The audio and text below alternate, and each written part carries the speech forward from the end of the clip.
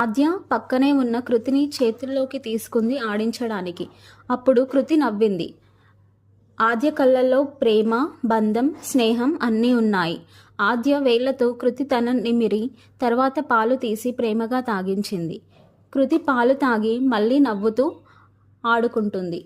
ఆద్య తన బొమ్మలు తీసుకొచ్చి కృతి ముందు కూర్చొని ఆడించి తన తల్లి వచ్చే వరకు రంగురంగుల బంతులు, బొమ్మల బండి, పిల్లి బొమ్మ, ఇవి చూడు కృతి అంటూ ఆడించసాగింది.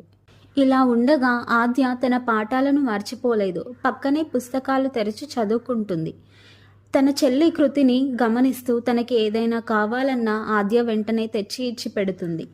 మధ్యాహ్నం వేళ గదిలో కాస్త మౌనం. బయట చెట్టు మీద చిలుకలు అరుస్తున్నాయి.